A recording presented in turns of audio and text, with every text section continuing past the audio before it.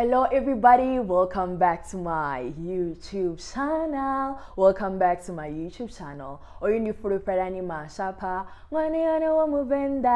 if you're here for the first time, welcome. If you're a returning subscriber, a veteran in this channel, welcome back for yet another exciting episode of Risk, Money and Insurance. And so today we are sort of tackling, a different topic, right? There are some things that have been on my mind for a while, and I know I promised that in the upcoming weeks we'll be talking to different entrepreneurs, what they do and all of that. But unfortunately, due to work schedules and things not really coming together, I couldn't get my guest on time, but we find an alternative to do it. So be on the lookout for next week's video. It's going to be amazing, you guys. You're going to love it. So what I want to tackle today, right, is something that has been on my mind for a while. And I normally do this kind of chats when I'm vlogging, but I haven't been vlogging in a while, just to let you guys in on some of the things I've been thinking about, as we're winding down and the year end is drawing closer and closer every week. I thought it'll be nice to just share these learnings, that have been sort of accumulating over the past few weeks with you guys. As you all know, I've been reading the book The Monk Who Sold His Ferrari, and I think for the longest time, my friends have read the book. People I know, most of the people that I know have read the book, but I hadn't read the book. So I thought, let me actually, after exams, I was like, let me actually try to read this book and understand what it's all about and all of that. And I think for me, one of the greatest learnings that I've been sort of drawing from the book, right, is the idea of, before something happens or before you implement something, it starts out as an idea, right? So it all starts in your mind, really. So whatever we see that has been created, the couch that I'm sitting on, the Bible, oh God, my Bible. My Bible is so embarrassing, guys. This is my Bible. But the reason why this is a very old Bible, by the way. The reason why I cannot let go of this Bible, right, is because of such pages. I put notes and things inside, and honestly, starting with a new Bible will just mean I have to redo this, and honestly, I can't redo this for the life of me. So I sort of do my Bible study in my Bible, which is quite messy, but it works for me. Whenever I'm reading a word and the Holy Spirit reveals something to me, I'll just write it down right there.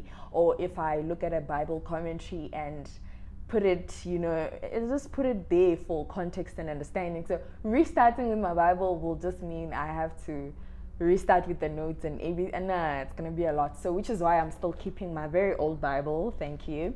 But back to my point, every single thing, right, that we see around us, whether it's phones or whatever, it started as a concept in someone's mind. That's where it was created.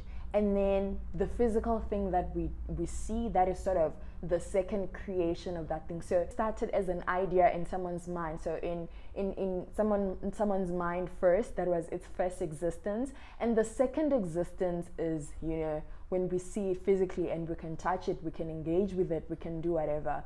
And so that is something that I've just been dwelling much on, right? To say there's so much power in our thoughts. And the book also mentioned this, how, there's power in your thoughts, and also just the art of thinking positively, because whatever you think, right, if you want to live a rich life, if you want to live a life, that is joyous and all of that, it all starts with your thoughts.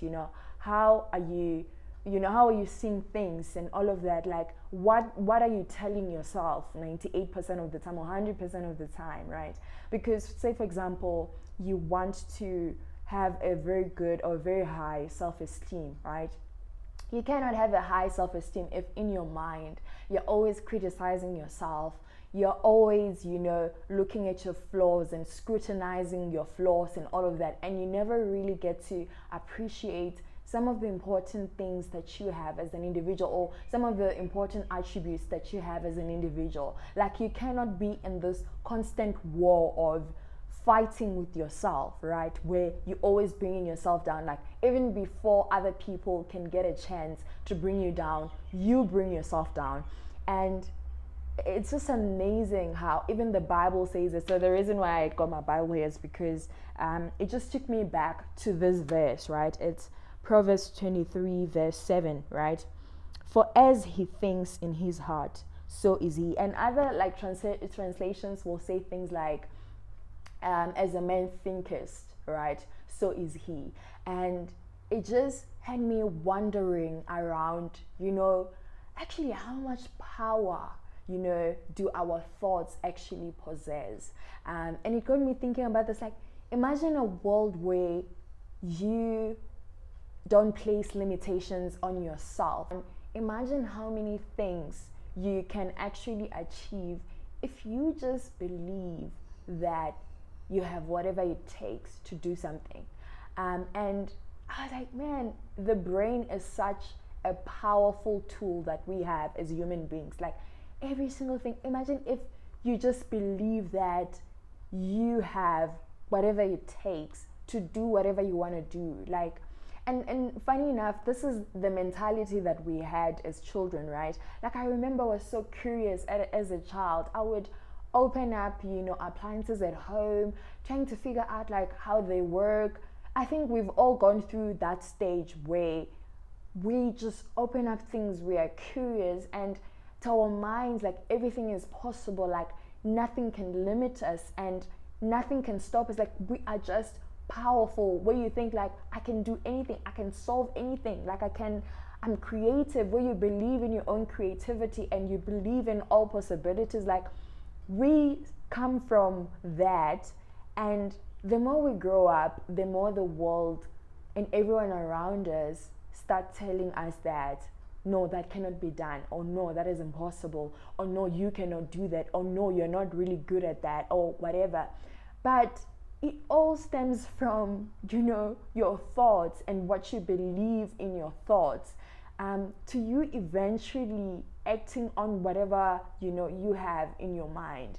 So some of these things, I'm like, it's like a self-fulfilling prophecy, where you first believe something, right, and then after believing that thing, then it happens. Like, it starts in your mind, and then somehow your actions and your thoughts and your emotions and your whatever sort of they focus on that, and you produce whatever it is that you've been thinking about, or like whatever it is that you've been believing, in your mind or in your heart, wherever, like in your soul, what you've been believing sort of then comes to life. And I started just like reflecting, right, to say, actually, how are my thoughts? And which is so funny, because you just go on with your day, like you go on with your life. So one thing about me, I've got road rage. I can't believe I'm confessing that, but oh my God, I get so angry when people are just driving nonsense in front of me, right? And there are many moments where I literally catch myself being so angry. Sometimes I'll be driving and someone will be like, literally, they'll just overtake and just come in front of me, and I'll be like, seriously? Like seriously, dude? Like, seriously? And that conversation doesn't end with me saying, seriously, dude, I can't believe you did that. But in my mind, it continues, right? Like, why are you driving nonsense? Like, it's raining. Why would you want to put all of us in danger? Like, we can't stop on time. If you like literally come in front of me, then I have less time to actually stop. Like, there's a short distance for me to stop. It continues, right? And imagine if I am driving for roughly 2 hours a day, every single day, right? Driving for 2 hours, and I keep getting frustrated like this, right?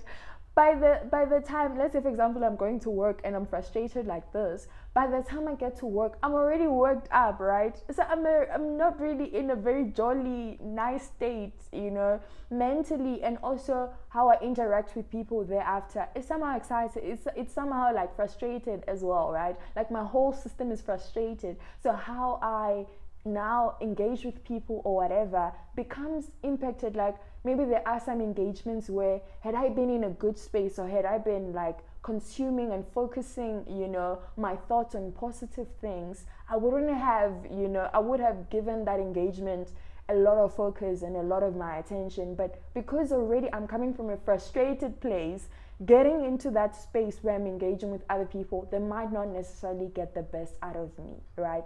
But funny enough, it all just started as a thought, which then grew into this whole argument or this whole debate in my mind. Sometimes you're also wondering who was right, who was wrong, and you, like, if you are like me in your mind, you mapping out different scenarios and you're trying to analyze, who was right, who was wrong, and all of that. Like, it's taking so much of your mental power. Whereas I could be driving and thinking about what is the next, big thing that I want to put out there, right? Or like, what am I grateful for? Or like any other positive thought, honestly, that can enrich my mind, enrich my soul, and get me into a positive space. So that was just like something I was reflecting on, and I was like, shucks, there are so many thoughts that run through our minds on a daily basis. Some of them, they go unarrested. Some of them, we focus so much on them. Other ones we don't, just like a passing thought.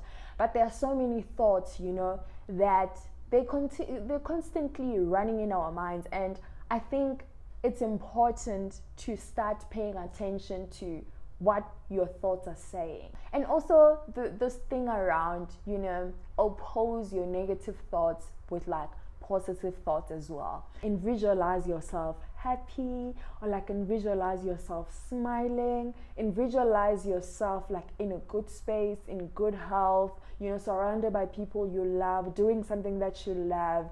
Envision yourself, you've passed that exam and you're celebrating with your friends. What are you gonna do to celebrate? Those are the thoughts that I try to cultivate, and they help me, like, they propel. Those are some of the things that I've just been thinking about recently, to say the power of thought. There is so much power in your thoughts.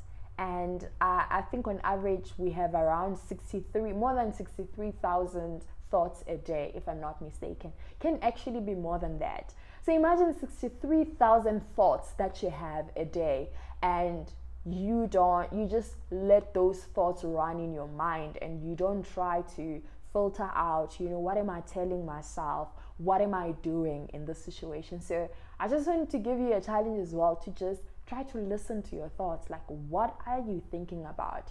Majority of the time, fine, even though it might not be like you trying to analyze your thoughts every single, minute of the day, but like for the time where you are silent, right? Because I believe like your brain doesn't shut up. I don't know, but my brain doesn't shut up. It's always talking. So for those times where you're not focusing on what other people are saying, but you're just on your own, try to listen to your own thoughts and understand, what you're saying to yourself. When you look in the mirror and you wearing a pretty dress, like, what is the one thing? What is that first thought that comes to mind? What are you saying to yourself? The mind is such a powerful tool, as I mentioned, or a powerful organ in our body. And this is the time, as you're winding down, just try to pay a little bit more attention. I hope this video, helps someone. And don't forget, guys, to like, comment, share, and subscribe. I love you guys so much. Mwah. I will see you in the next video. Oh, bye.